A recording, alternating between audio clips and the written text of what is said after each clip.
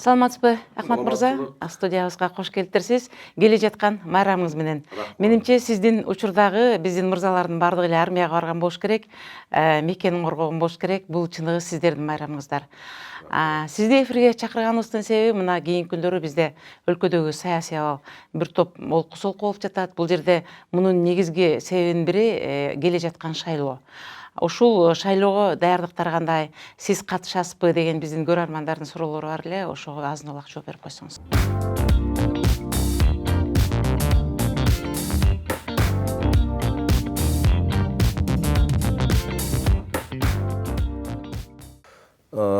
Бардык эле өлкөдө шайлоо жакындаганда кандайдыр бир саясий шайлоо, президенттик шайлоо болобу, парламенттик шайлоо болобу, ар дайым саясий популизм, саясий активдештирүү күч алат да. Бул естественный нерсе десек болот. Ошон үчүн бардык эле партияларда эле биз дагы шайлоого даярданып атабыз. Кудайым буйруса катышабыз. Кудайым буйруса жемиштүү бир жеңишке жетебиз деген ой пикирибиз бар. Мен деле бардык саясий партиялар шайлоого катышам дегендердин бардыгына ийгилик каалайм. Ар биринин мыйзамдын чегинде, конституциянын чегинде катышканга укугу бар. Ошон үчүн бардыгына ийгилик. Эл өзү тандап алат. Бул жерде дагы бир суроо болуп жатат. Мүмкүн партиялар менен чогуу барбай, ар ким жеке өзүнүн кандидатурасын койсо, эл бир инсанды шайласа, мүмкүн калысыраак болобу эле деп. Мисалга алсак, Бүтүн Кыргызстан партиясы Адахан Кимсанбаевич, биз жеке Мадумаровду өзүн шайлап көтөрмөкпүз. Ал эми партия болуп келгенде, партия жетиштүү добуш албай калат экен дагы, айтылган пайызга жетпей калып, анан кийин өтпөй калат экен деген пикирлерин айтып атат. Эми Адахан Кимсанбаевич 2010 жылды мен тарых иретинде айтып коюшум керек. Себеп дегенде чындыкты ар дайым айтып жүрүшүбүз керек. 2010 жылы Бүтүн Кыргызстан өткөн.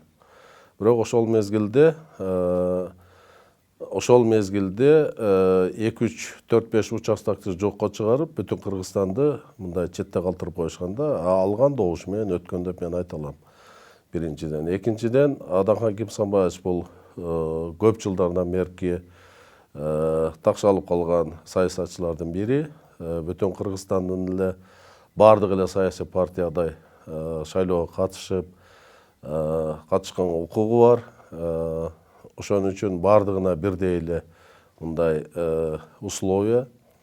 Бирок мен ушул ойду мындай кеңирээк айтып кетер элем. Бул өзүмдүн жеке оюм.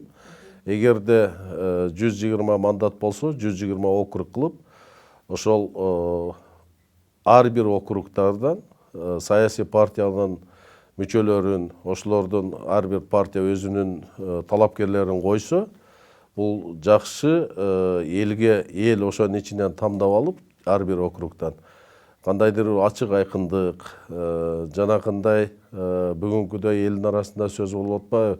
Көпчүлүк мындай өмүрүндө саясатта жок, бизнесмендер жана башкалар өтүп кетип атат деп. Бүгүнкү саясий партиялардын мыйзамы боюнча, шайлоонун мыйзамы боюнча, алардын көпчүлүгүн элдер деле мындай тааныбай калып, саясий партиялардын тизмегине киргенден кийин алдыңкыларды гана билип, калгандары мындай белгисизден өтүп кетип атпайбы? Ошон үчүн биз келечекте, мен ойлойм, эгерде парламенттик мамлекет башкаруу системасында кала турган болсо, биз жогорку кеңештин качестволук составын, ошого чыныгы мамлекетте иштеп, өзүнүн мындай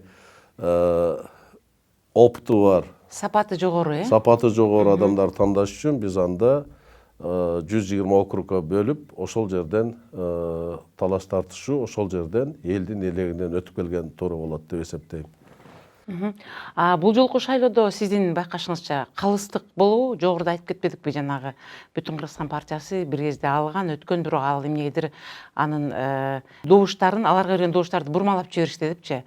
Бул жолку шайлоодо сиздин көз карашыңыз кандай? Мен ишенем, мындай таза өтүшүнө ишенич, ар бирибиз ишенишибиз керек. Ага далил катары бүгүнкү президенттин жогорку кеңеште сүйлөгөнүндө бардык партияларга бирдей шарт, кайсы гана партия болуп утуп келбесин, ошол партиялар менен иштешүүгө мен даярмын деп айткан сөзү. Андан тышкары, мисалы Атамбаевдин учурунда партияларды кандайдыр бир көзөмөлгө алыш үчүн өзүнүн бийлик тараптан каалаган партияны өткөрүш үчүн 9%га көтөргөн. Бүгүн мисалы президент элдин, саясатчылардын, жалпы элдин ой пикирин эске алуу менен өзүнүн ой пикирин айтты. Ал жерде 9%га биз даяр эмес, общество даяр эмес экен деп туруп, биз ага үйрөнө элек экенбиз. Ал эми 7% биз буга чейин өткөнбүз деген ачык айкын өзүнүн ой пикирин айтты. Бул деген сөз 7%га түшүрүү, шайлоо ачык айкын өтсүн. Күчтүү кайсы партия күчтүү болсо, элдин тандоосуна татса, утуп келсин деп бүгүн ачык айкын айтты да. Себеп дегенде 7% жалпы келген шайлоочулардын 7%ы бул 140 000 голос добуштан примерно ошондой болот.